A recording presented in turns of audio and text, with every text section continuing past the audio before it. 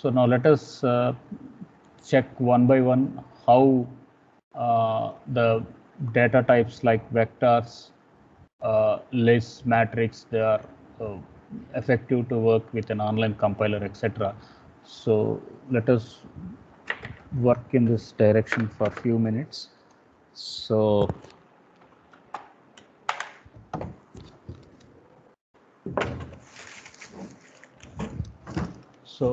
how we are going to look at this direction was, we are going to use Google Colaboratory. We are going to use Google Colab. So Google Colab by default we are going to have with an extension .ipynb. So what we have to do is, we have to make a runtime tab. We have to go to runtime tab, and then we have to change runtime type. So when we make runtime tab and change the settings, so it can be whether it can execute the R or whether it can execute Python, so that it is going to decide. And then we have to save it to R, so that our R programs can be done up with this Google Colabs, etc. So runtime, change runtime type. So you have to go to runtime, then you have to runtime menu, then change runtime settings, and then you change to R, and then you have to save it. So obviously it will be in IPNB, but still we can execute the R things. Why we are doing like this means, the runtime, it has changed the setup from Python to R. So that was the advantage. So the very first thing was we want to understand what was the version of R. Right now version of R was 4. And the second thing was, what are the default packages? So in Python and all, we have NumPy, Pandas, Matplotlib, etc. Similarly, in R language also, we can do the same machine learning, the same data analytics part. So for that, we are going to have these different classes and default data sets which we can get it. But other than the default data sets, still we have a flexibility to work with this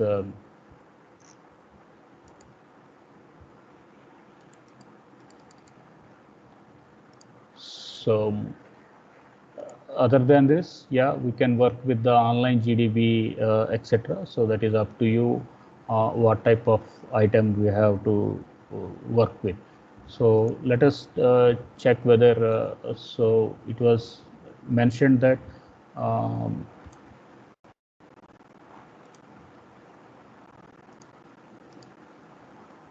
V is going to be assigned to a logical variable, so that is true. V is assigned to a logical variable true, and you say control enter or shift enter. So it is not accepting. So true, it is not accepting. So let us correct this.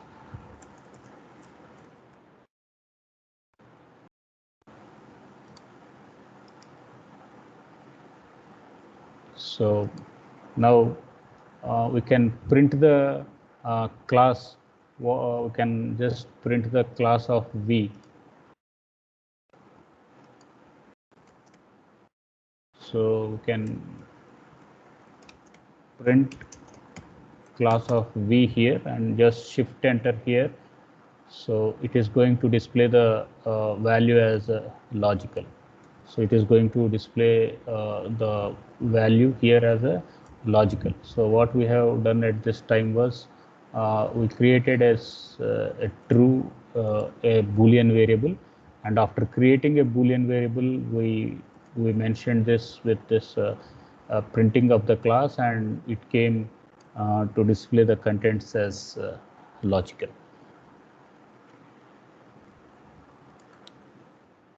So the next thing is, similarly we can you can reuse it. We can reframe it with some 23.5, and then if we are going to say print class of v, the same variable, and press shift enter, now it is going to display it as a numeric value, because we didn't mention it is a float or an integer. So if it is a numeric value, implicitly it is going to accept this as a numeric. So this was the advantage when we are going to directly assign a value, and irrespective of float or bool specification, directly we can assign that value there. So this is a simple illustrations of basic data types. Now let us understand some of the complex data types where we can check these elements here. So the very first complex data type,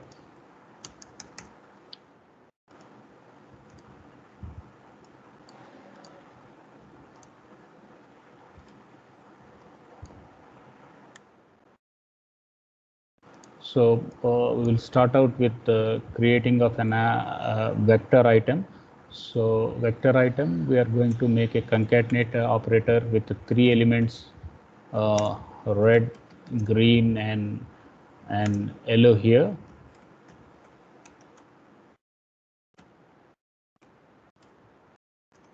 Then printing the data type element at this point of time. So we will move to our the Python, PyNB file. So you can assume here the name of this one, we are going to call it as vector. So the name of that file, we are going to have this as a vector here. So let me share this. If it is working, you can parallelly work with this criteria.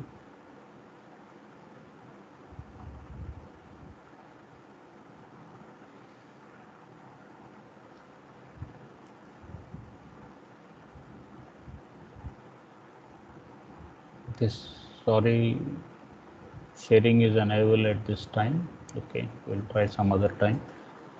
So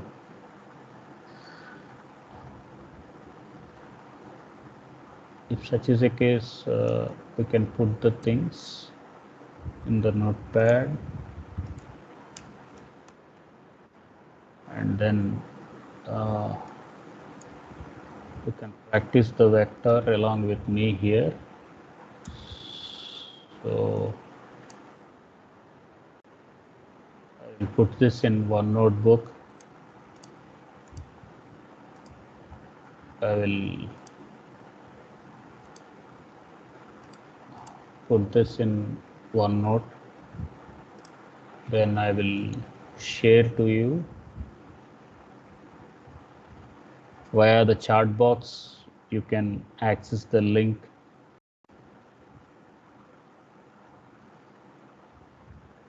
And you can start practicing it in any online compiler. After 2-3 instructions are done, I will show you it in an online GDB. So that will be anyone with this link can edit. So we can put this anyone and then apply. Then I'm going to copy this link. So link is copied. So now I'm moving to the chat box. So in this chat box, you can get this link. So this will be the sharing link for all of us to hereafter move. This is the name. So the name was R language one notebook.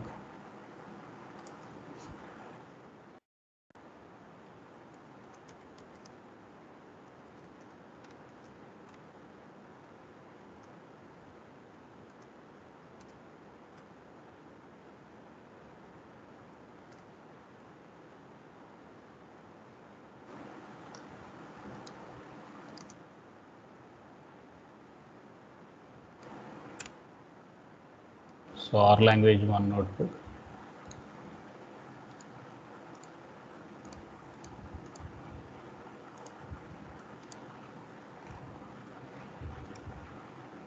So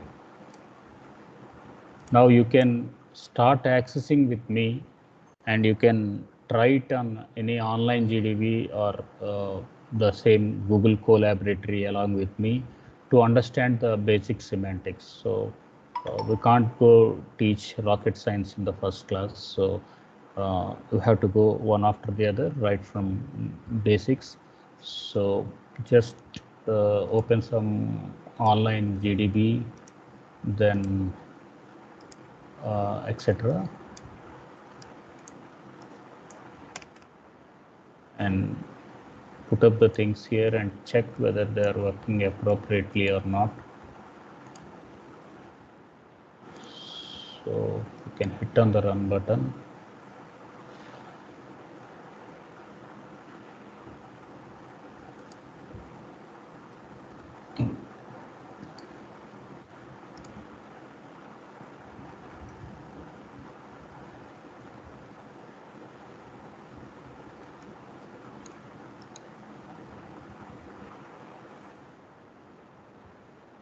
So is it running? It is not showing anything.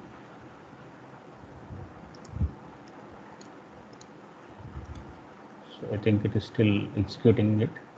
Okay, fine. Meanwhile, we will check with the other syntax. So the next one was to understand regarding the list. So list, I'm going to say list one. So the reserved word was list, and it is going to have the values 2 comma 5 comma 3, 21.3 and sign. So then I'm going to say print of list 1. So let us see how this list is going to be executed via the Colab. So you can see this online GDB. It is generating the output print apple, red, green, and yellow. So the first vector has been displayed. Now let us add one more line here in the Google Colab, and yeah. So the list, what it is going to show you here at this point of time was uh, it is printing up 3 elements. That is the first version, it is 253, and second it is giving up the second element with 21.3, and sign, it is going to be a sign function. Now you should understand why here 111 1 is going to be put it in 2 brackets and why 1 is given in a single bracket. So that is the doubt here. So as mentioned, list can support multiple lists. So this it will be treating as a subsetting of an item. And if there are 2 lists, so in this C, there is one more list, then it will be put it into another level. So that is the reason why we are going to have this 1 in 2 double braces, etc.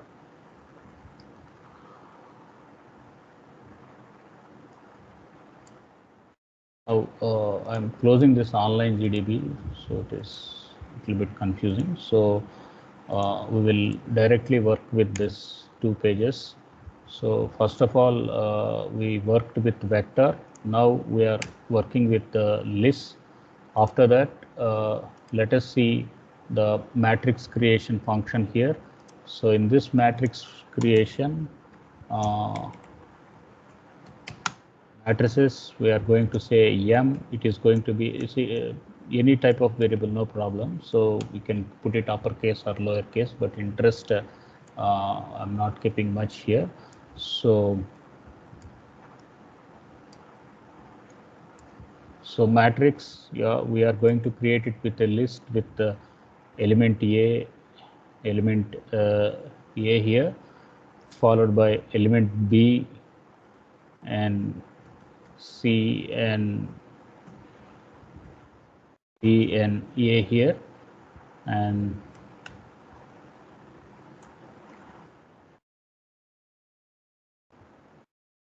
and the number of rows is equals to 2 and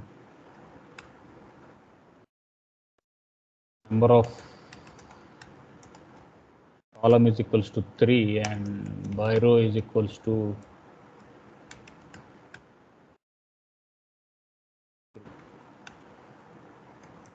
always boolean variable, we should put it in caps. So printing of the uppercase letter. So we have A, B, C, B and A. So to this Colab. So let us see whether it is generating the output or not. So you can understand at this point of time, you can work parallelly along with me. So matrix, the result word was matrix here, and it is having a vector with AA, BC, BA, and it does have number of rows, number of columns, and etc. So let us experiment again. What happens if we are going to say it is false. So now you can see here it is printing the things in column way. It is going to print the elements in the column way. So this is the change or abnormality what you should understand here. So when we mentioned by row is equals to true,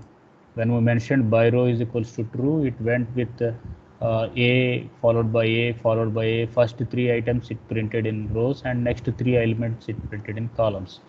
But when we say it is by row is equals to false, then it went up in a column model. So AA, next BC and next BA. So this was the distinction you should understand. So what the play this by row function is going to make. So that difference you have to understand along with this.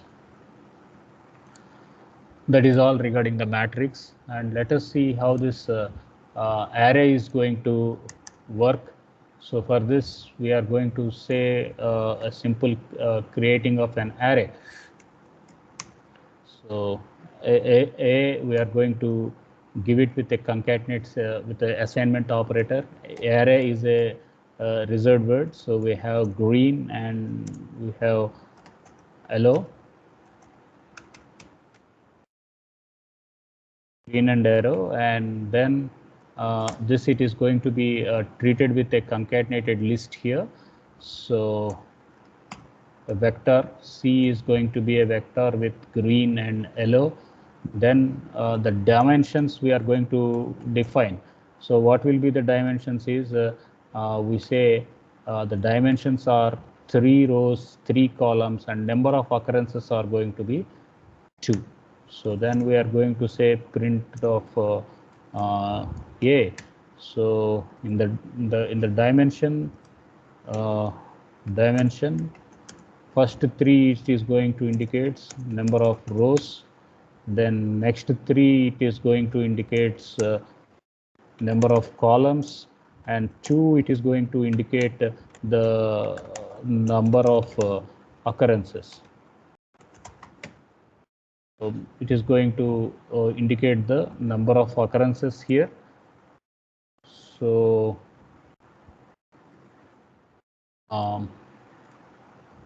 putting in this OneNote first, you can directly access that shared link from the chart box and you can start working with me on your liked compilers. So here we are going to display the Stack Overflow here. So unexpected symbol. So unexpected symbol, yeah.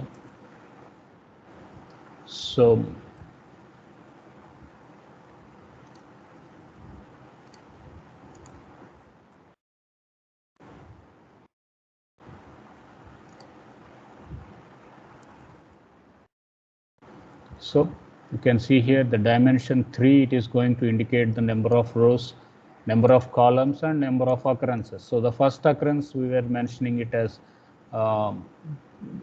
green, yellow, green. So we have fed only two values. So those two values are going to be repeated again and again. So this is regarding array, and array we are going to have this one as a first dimension. 2, 2 we are going to have it as the second dimension. In this way we are bringing up the things at this case. Next one is a printing of the number of levels of granularity. So to print up the number of levels of granularity, we are going to use a factors here. So we are going to build up factors. So hash, it is going to be the comment here. So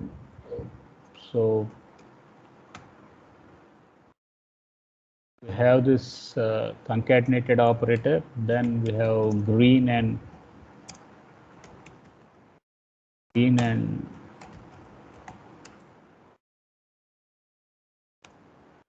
yellow and red,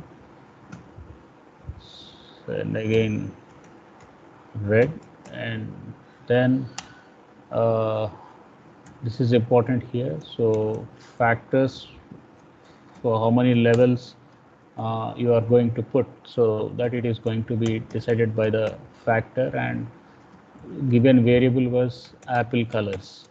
So then I'm going to print out and see the levels what it is going to display. So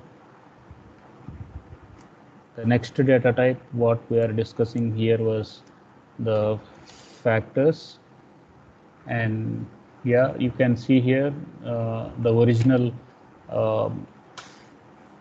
factor underscore apple. So in that, whatever elements are there, the elements are green, yellow, red, and red. Then it is going to say how many unique are there. So 2 occurrences of green, it brought 1 occurrences. 1 yellow, of course it brought 1 yellow, but 2 red occurrences are there, so it is going to bring up only a 1 red occurrence. So this is what the indication was. So this is what the indication was. So we talked about factors at this point of time. Then the next interesting thing will be the data frames. So how we are going to build up the data frames is essentially important at this case. So to do this,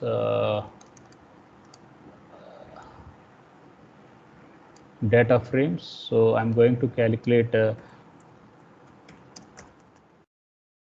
body mass index, and it is body mass index, it is calculated with data dot frame, and it is going to have the number of vectors inside it. So vectors we are directly putting in the concatenated elements.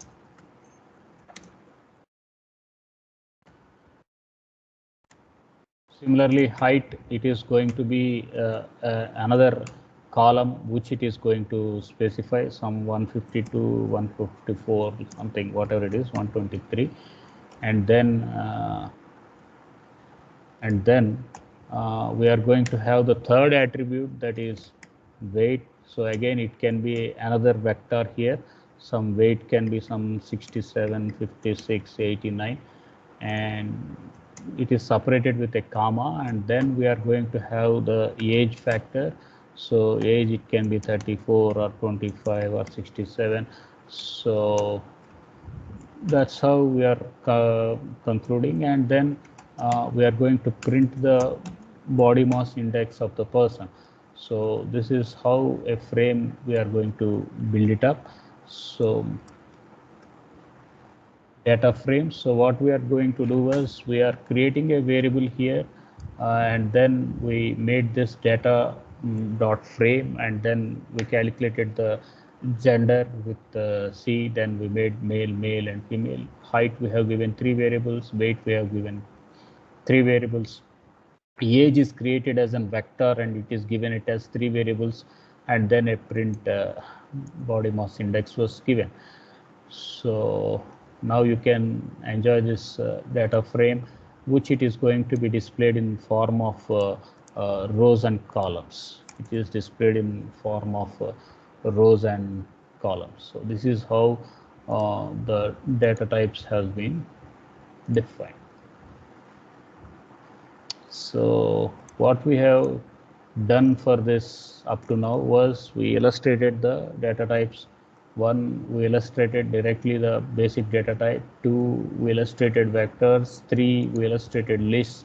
Four, we illustrated matrices. Five, we illustrated arrays. Then we illustrated factors, and then we came across data frames. So it is like for loop, while loop, if loop, switch statement. So how these control loops are there. Similarly, these are the basic data types we need to understand when we are going to work with this R. So what we will do is we will have a break of 15 minutes. Then we will join back and continue the session of our lab.